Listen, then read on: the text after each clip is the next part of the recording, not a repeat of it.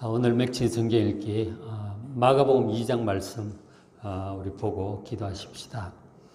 이 마가복음 2장에는 우리를 죄에서 구원하시는 예수님의 모습을 아주 잘 보여주고 있습니다.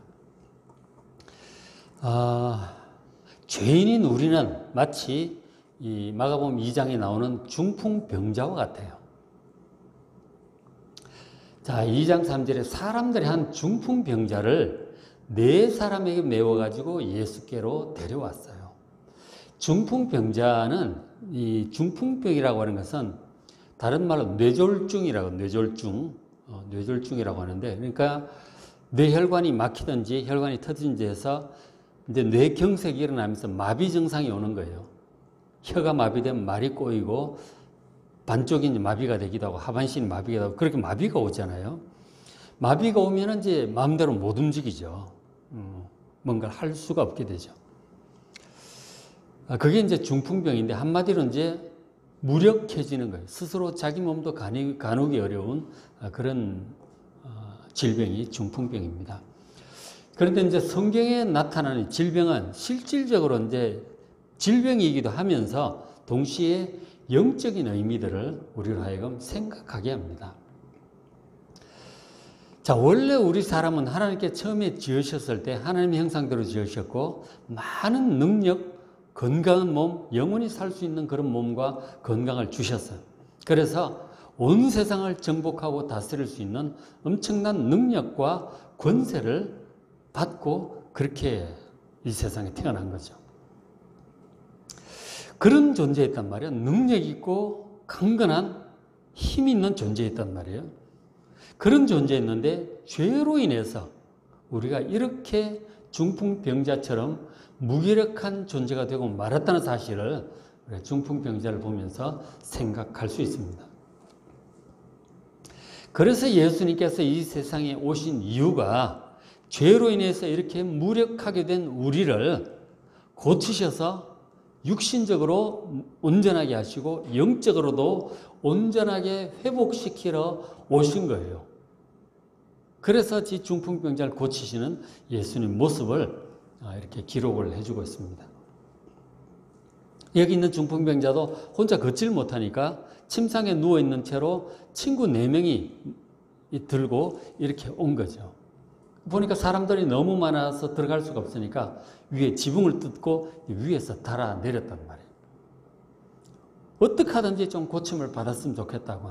그리고 예수님이시라면 분명히 고쳐주실 수 있을 것이라는 확신을 가지고 그 믿음을 가지고 간절한 마음으로 예수님께 데려온 것이죠. 자, 그런데 이제 예수님 고쳐주셨는데 많은 병자들을 고쳐주셨잖아요. 근데 보통은 이제 예수님께서 고쳐주실 때 바로 이제 고쳐주세요. 많은 병자들이 오니까 바쁘잖아요. 기도해서 보내고 바로 낫게 해주시고 그렇게 하셨는데 이 중풍병자를 고칠 때 좀 특별한 이제 행동을 하셨어요. 2장 5절에 예수께서 그들의 믿음을 보시고 중풍병자에게 이르시되 말씀하시기를 작은 자야 내 죄 사함을 받았느니라.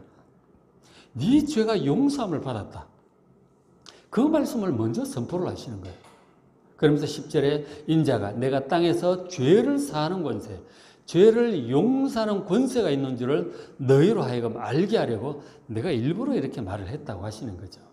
그냥 고쳐주셔도 되는데 내가 죄를 사하는 권세가 있다는 사실을 알게 하려고 선포한다고 하셨어요. 그러니까 지금 그 중풍병의 근본적인 원인에 죄가 있다고 지금 말씀을 하시는 거죠. 근본 원인이 되는 죄를 용서하시고 먼저 죄를 용서를 해주신 것이죠. 모든 병이 어떤 구체적인 죄 때문에 왔다고 그렇게 연결시킬 수는 없어요. 누구한테 거짓말을 했기 때문에 감기가 들었다든지 누구한테 욕을 했기 때문에 가다가 자빠졌다든가 이렇게 할 수는 없어요. 그렇게 연결시킬 수는 없지만 근데 이제 근본적으로 우리는 사람은 영원히 살아야 될 존재란 말이에요. 그런데 이 죽음을 선고받은 것 자체가 죄 때문에 선고를 받은 거예요. 죽음을 향해 가는 과정에 생기는 노화라든가 질병 이런 것들은 결국은 다 뿌리가 죄로부터 오는 것이죠. 그렇죠? 죽음이 죄로부터 온 것이니까. 그런 의미에서 모든 이 질병의 원인도 결국은 죄와 근본적으로 연결이 된다. 그렇게 생각할 수 있습니다. 그래서 이 죄의 용서를 받아야 하나님의 은혜를 입을 수 있고 질병도 은혜로 고침을 받을 수 있는 것이죠. 그래서 이제 예수님께서 먼저 죄를 용서를 하셨는데, 지금 예수님께서 죄를 용서하시는 것을 보고 바리새인이나 이런 사람들이 신성모독이라고, 하나님만 죄를 용서하실 수 있지 누가 감히 죄를 용서하냐, 그리고 막 수근수근합니다. 신성모독이라고 얘기를 하죠. 근데 예수님께서 어떻게 해서 죄를 용서할 수 있을까요? 예수님은 하나님의 아들이시기 때문에 용서할 수 있어요. 삼위일체 하나님, 동일한 하나님이시죠. 그래서 죄를 용서하실 수가 있고, 또 하나 예수님께서 우리의 모든 죄를 지시고 십자가에서 친히 죽으시는 속죄 제물이 되시기 때문에 예수님께서도 우리의 죄를 용서하실 수 있는 것입니다. 그래서 예수님께서 이 사람의 죄를 용서하셨듯이 우리의 죄도 용서해 주셨음을 믿으시기 바랍니다.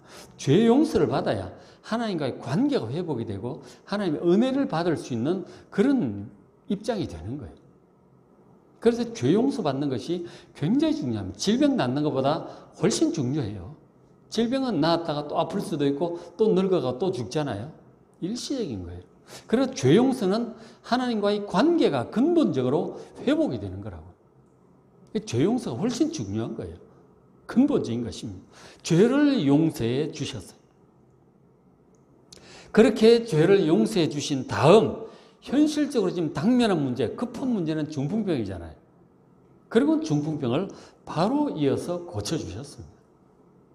11절에 내가 내게로 일어나 내 상을 가지고 집으로 가라. 일어나라고 하는 거예요. 중풍병자 지금 혼자 걷지도 못해갖고 친구들이 메고 왔는데 일어나라는 거예요. 상 가지고 집으로 가라는 거예요. 그래도 뭐가 됐든지 좀 무게가 있지 않겠어요?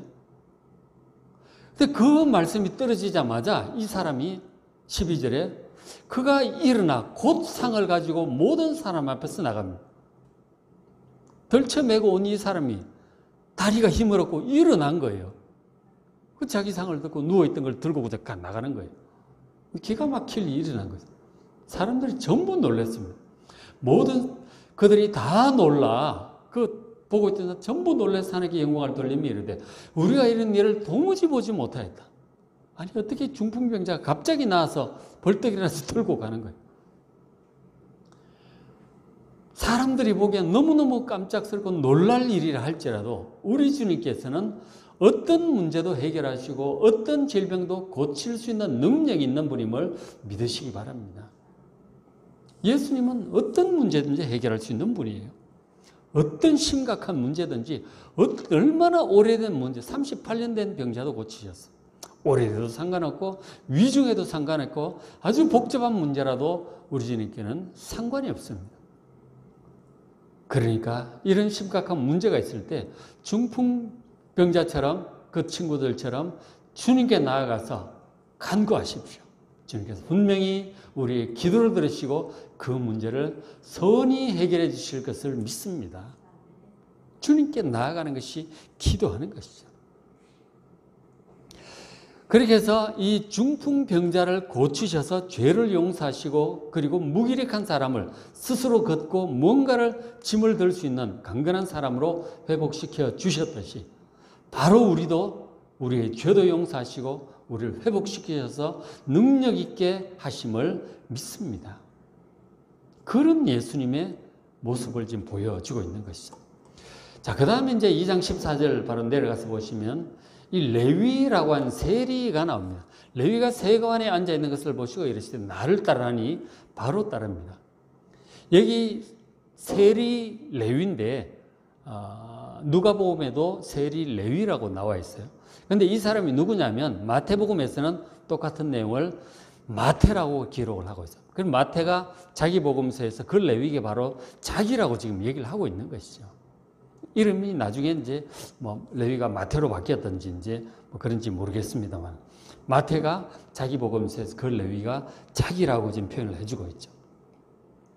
어쨌든 세리 레위 세리 마태가 예수님의 부르심을 받고 바로 따라갑니다. 그런데 이 세리는 당시 사람들이 전부 욕을 먹던 죄인 중에 한 부류였어요. 창녀나 세리 같은 부류로 손가락질을 받던 사람들이었어요. 로마 제국의 앞잡이로 사람들 세금을 막 걷어가지고 그 필요 이상 걷어가지고 자기가 개인적으로 착복하는 매국노이기도 하고 사람들 것을 탈취하는 정말 나쁜 사람의 대명사였던 것이죠.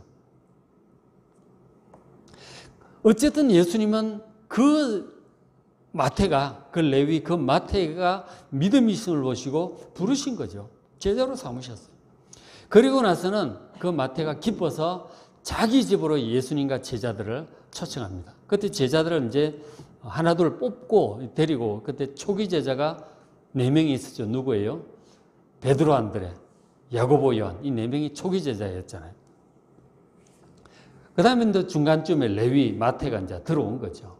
그래서 너무 감사하고 기뻐서 자기 집에 잔치를 준비하고 예수님과 제자들 초청했고, 그리고 자기가 사귀는 친구들을 초청했습니다. 그 친구라는 사람들이 주로 세리고 창녀들도 있고 그랬던 것 같아요. 욕먹는 사람들끼리, 그렇게 소외된 사람들끼리 모이고 있었던 거죠. 근데 당시 이제 보통 이제 뭐 고결하다고 말하는, 신앙적으로 경건하다고 얘기하는데 바리새인, 서기관 이런 사람들은 그런 뭐 세리라든가 창녀라든가 이런 죄인들은 아예 만날 생각도 안 했어요. 그들을 만나면 부정해질 것이라고 생각을 하고 아예 뭐 만날 생각도 안 했어요. 그런데 예수님께서는 어떻게 보면 부정한 그런 사람들과 기꺼이 들어가서 함께 앉아 식사하고 얘기하고 이제 그렇게 하시는 거죠.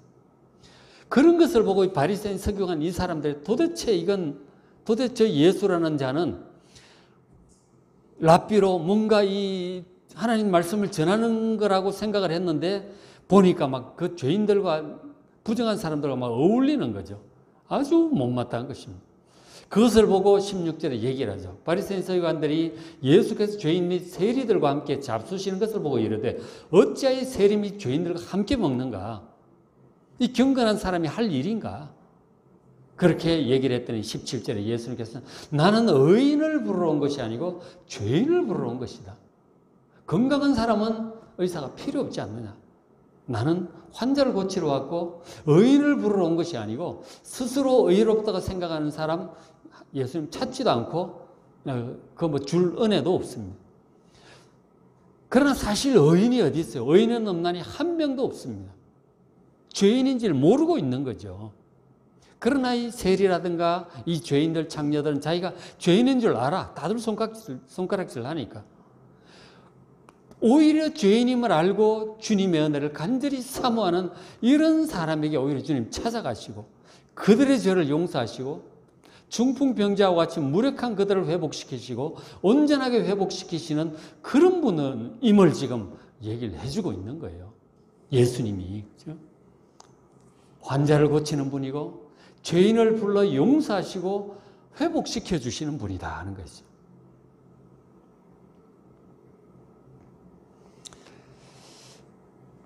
자, 그래서 이 제자들도 보면 이 세리도 있고, 어부들이고, 많이 못 배운 사람들, 뭐, 열심당원들, 뭐, 다양한 계층의 사람들이 있었죠. 주류층이 이렇게 볼 때, 뭐, 바리새인이나 제사장 이런 사람들이 볼 때 정말 시골 떨거지들이라고 말할 수 있는 그런 무리들인 것이죠. 그런데 예수님께서 오히려 그들을 찾아가시고, 그런 사람을 부르시고, 변화시키시고 온전히 하신 거예요. 그래서 결국은 그들을 통해서 그 보잘것없는 12 제자들을 통해서 온 세상을 변화시킨 거예요. 사람들 변화시켜가지고 온 세상 땅끝까지 복음을 전하게 하셨고 명령도 주시고 가르치고 능력을 주셨죠. 그래서 예수님 부활 승천하신 후에 실제로 이 제자들이 땅끝까지 사방으로 퍼져서 복음을 전하고 온 세상을 구원하는 그런 초석을 놓습니다. 성경도 기록하고요, 제자들이. 그리고 실제로 선교사로 나가서 각 지역의 말도 안 통하는 데 가가지고 복음을 전가하여 많은 사람들을 구원하고 교회를 세운 위대한 일을 이룬 사람들이 되었어요. 예수님 만나기 전엔 중풍병자처럼 무력한 사람들이었죠. 그저 자기 식구 먹여 살리기 쉽지 않은, 물고기 잡아서 식구들 먹여 살리는 게 쉽지 않단 말이에요. 허탕치고 올 때도 많고. 겨우 그렇게 살고 있던 사람들을 온 세상을 변화시키는, 구원시키는 놀라운 사람들로 만드셨다는 거예요. 중풍병자 나은 것보다 더 놀랍게 이 제자들의 변화가 된 거란 말이에요. 기가 막히지 않습니까? 대제사장, 서기관, 바리새인들, 쟁쟁한 공의원들, 그런 사람들보다도 더 위대한 인생을 살았어요. 이 제자들. 그 지금 요한계시록으로 보니까 천국의 새하늘과 새 땅에 그 새 예루살렘 성의 기초석이 제자들 이름으로 돼 있다고 그러잖아요. 천국의 기초가 제자들이라니까요. 제자들이 성경을 기록하고, 그리고 단 몇십 년 만에 교회들을 각지에 세워서 복음을 역사 속에 뿌리를 내렸단 말이에요. 천국 기초 속에 제자들이 된 거예요. 예수님께서 이렇게 죄인을 부르셔서 용서하시고, 그리고 세상을 변화시킬 수 있는 놀라운 사람으로 이렇게 회복시켜 주시는 그러한 분임을 여러분 믿으시기 바랍니다. 그런 예수님을 지금 마가는 우리에게 소개해 주고 있는 거예요. 자, 그렇게 이제 변화를 시키셨는데, 자, 이제 이런 말씀이 뒤에 바로 나오고 있죠. 2장 19절에 예수께서 그들에게 이르시되, 금식에 관한 질문을 누가 와서 했어요. 금식. 아니 보니까 바리새인도 금식하고 세례요한 제자들도 금식하는데 왜 예수님 당신 제자는 금식 안 하느냐고. 신앙적으로 좀 경건하게 노력해야 되지 않느냐고. 왜 그렇게 먹고 다니고 그런 거 많으냐고 한마디 한 거죠.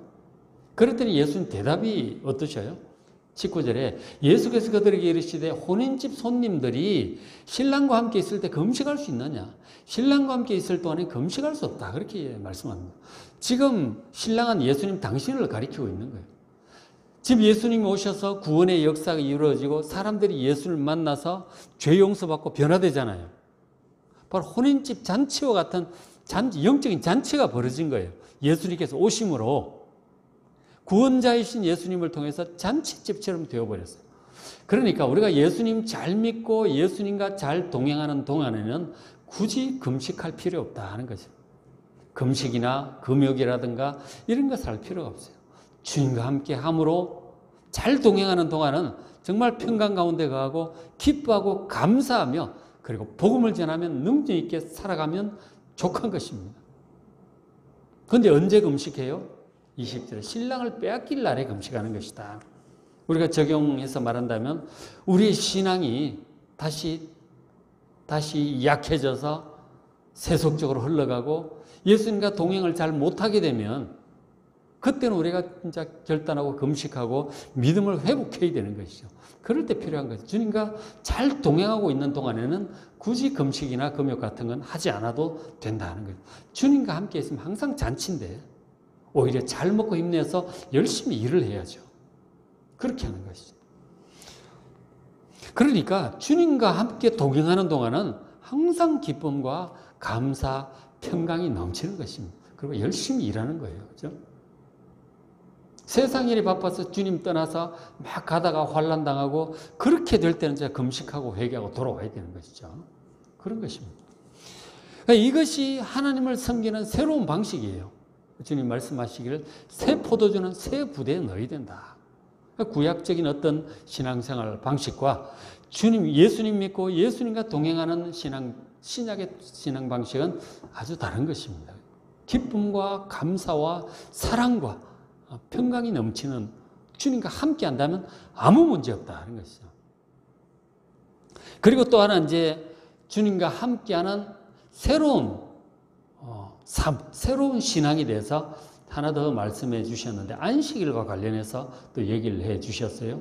2장 23절에 안식일날을 이제 율법적으로 구약 율법적으로 굉장히 중요하죠. 보면은 아무것도 하지 말라고 그러고 그래서 이제 그 일을 쉬고 예배를 드리라 하는데 그렇게 말씀하시나 쉬고 거룩하게 하라. 우리가 휴식도 필요하고 몸에 그리고 하나님과 공식적으로 만나고 예배 드리는 그것이 중요하거든요. 안식일, 주일 그것을 하도록 이제 그렇게 하셨어요. 그래서 이게 나중에 세월이 흘러가면서 율법적으로 변해가지고 안식일 규정이 뭐 안식일 날은 뭐 2kg 이상 걸으면 안 된다. 정확한 숫자는 기억이 안 나. 대략 2kg 이상 걸으면 안 된다. 뭐 그다음 몇 킬로그램 이상 들고 가면 안 된다. 안식일은 불을 피우면 안 된다. 그래서 담배도 못 피고 뭐 이런 식으로 이제 유대인들 중에 그렇게 하는 거예요. 그리고 안식일 날 불을 피우면 안 되니까 음식도 못 하고 요즘은 전기로 하니까 굳이 불을 안 피워서 하는지 모르겠는데 어쨌든 그런 식으로 안식일 규정을 너무 기계적으로 그렇게 하게 되었어요. 특별히 추수하지 말라. 뭐 이런 것도 했는데 근데 이제 그 23절에 안식일에 예수께서 밀밭 사이로 지나실 때 제자들과 가는데 제자들이 길을 열매 이삭을 자르니 그러니까 배가 고프니까 그런 거죠. 이삭을 이렇게 손으로 비벼서 이제 입으로 털어낸 거죠. 당신의 배가 고프던 시절이에요. 그래서 하나님께서 구약의 율법을 통해서 뭐라고 말씀하셨느냐면 가난한 사람들 누구든지 남의 밭에 가서 열매를 따먹어도 좋고 이삭을 비벼서 먹어도 좋다고 그랬어요. 그래야 굶지는 않을 거 아니에요. 옆에 보는데 그거 보고 굶어 죽을 수는 없잖아. 그러니까 누구든지 주인 허락 안 받아도 자기 먹을 만큼은 그렇게 해서 먹어도 좋다고 그러셨어요. 그러니까 하나님의 법은 굉장히 자비합니다. 사람이 굶어 죽지 않도록 그렇게 배려를 해 주셨거든요. 제일도 그런 맥락에서 배가 고프니까 이삭을 비벼서 이제 먹은 거죠. 근데 이거를 24절에 바리새인들은 뭐라고 얘기를 하느냐면 예수께 말했다. 보시오, 저들이 제자들이 어찌하여 안식일에 하지 못할 일을 하나이까? 추수했다. 이건 뭐 추수예요, 그게. 배고파서 먹는 그것을. 너무 율법을 기계적으로 이렇게 하다 보면 그러니까 안식일에 아무것도 하지 말라고 하니까 병자도 고치지 말라고 예수님 보고 병 고치는 행위 의사가 병 고치는 거 비슷하게 일이니까 안식일날 병 고치지 말라. 예수님이 기가 막혀서 대답을 하시죠. 안식일날 너희 소가 가다가 구덩이에 빠지면 안 건져줄 거냐? 안식일날 할례도 행하지 않느냐? 안식일날 할 건 한단 말이에요. 그런데도 기계적으로 아무것도 두 손 묶어놓고 아무것도 못하게 하는 그런 것들. 배고파서 그런 걸 갖다가 무슨 너무 막 율법주의라고 하는 게 참 이런 거예요. 그죠? 그러니까 저 사람이 배가 고프다고 하는 그 사실에 대한 자비와 긍휼은 전혀 없고 안식일은 아무것도 하면 안 된다. 뭐 이렇게 기계적으로 이제 하는 것이 율법주의가 되는 것이죠. 그러니까 율법주의자들은 자비심이 없어요. 사람들에게 딱한 사정을 알아줄 마음이 없어요. 그저 기계적으로 하라 하지 마라 그런 것만 얘기합니다. 다른 사람 잘못한 것만 이렇게 봐요. 지적하고 책망하고 그런 것만 주랍니다. 그 사람이 왜 그런 행동을 할 수밖에 없었는지 그런 딱한 사정도 좀 살펴봐야 되는 거 아니에요. 그죠? 자비와 긍휼, 사람에 대한 이해, 긍휼 그것이 이제 필요한 것입니다. 하나님의 법도에는 율법에는 그런 게 있는 거예요. 그런데 이 바리새인 서기관 율법주의자들은 이 자비와 긍휼은 다 빠지고 그냥 차가운 율법만 남은 것입니다. 율법주의는 냉혹하다 하는 것이죠. 사람에 대한 이해도 없고 자비와 긍휼도 없는 거예요. 자, 안식일을 포함한 모든 율법은 하나님께서 사람을 위하여 주신 거예요. 너무 일만 하면 특별히 그 종들이나 노예 같은 경우에 쉬어야 되거든요. 사람은 분명히 한 6일 일하면 하루 쉬어야 돼요. 근데 막 자기는 쉬면서 막 하인들은 부리고 이러면 안 되잖아. 소도 그러고 다 좀 쉬어야 돼요. 일주일에 하루 정도는 쉬어줘야 되거든요. 하나님의 자비라니까요. 그리고 하나님께 예배드리면서 마음의 위로와 은혜도 받고 힘을 얻고 그렇게 살아갈 수가 있다는 거예요. 사람을 위해 주신 건데 이게 기계적인 어떤 막 율법이 되어버린 거예요. 여러분 하나님의 법도를 잘 이해하고 잘 적용을 하셔야 됩니다. 우리 사람을 위해 주신 것이고 그것을 잘 이해를 하고 적용을 해야 된다는 것이죠. 사람이 율법을 위해 존재하는 것이 아니고 율법이 사람을 위해 존재하는 것입니다. 안식일도 주일도 다 마찬가지죠. 뒤집어지면 율법주의가 되는 것이잖아요. 하나님의 법도가 중요하지만 동시에 죄 가운데 연약한 가운데 고난 가운데 살고 있는 사람들의 상황을 그 사정을 잘 이해해야 돼요. 자비와 긍휼로 넓은 마음으로 이해하고 그리고 따뜻한 사랑의 마음으로 사람들을 섬기면서 그러면서 지혜롭게 하나님의 법도도 함께 세워가야 되는 거예요. 그게 하나님의 방법이지. 그냥 사람의 연약함이라든가 고통이라든가 그럴 수밖에 없는 피치 못할 사정이라든가 그런 거는 다 빼버리고 그냥 법도만 들이대는 것은 이것은 냉혹한 율법주의가 될 수 있다는 것이죠. 그래서 이 균형 잘 아시겠죠. 율법주의와 이 하나님의 사랑의 법도 사이에 잘 이해해서 바리새인처럼 되지 않도록 예수님처럼 법도를 세우되 섬길 부분을 섬기고 희생할 부분을 희생하면서 저 사람이 못하는 건 내가 대신 해주기도 하고 이런 것들을 종합적으로 하면서 그 사람이 하나님의 법도대로 행할 수 있도록 차근차근 이제 도와가는 것이죠. 예수님이 이렇게 하셨단 말이에요. 바리새인들하고 다르잖아요. 그래서 오늘 말씀을 통해서 죄로부터 우리를 구원하시는 예수님, 죄를 용서하시고 죄로 인해서 연약하고 무력해진 우리를 고쳐주시고 우리를 도와주시고 그리고 우리를 변화시키셔서 온전하게 하시는 그 예수님을 의지하고 예수님께 기도하는 이 시간 되시길 바랍니다. 자, 오늘 맥체인 성경 읽기 창세기 31장, 에스더 7장, 마가복음 2장, 로마서 2장 말씀 읽으시고 은혜 많이 받으시기 바랍니다.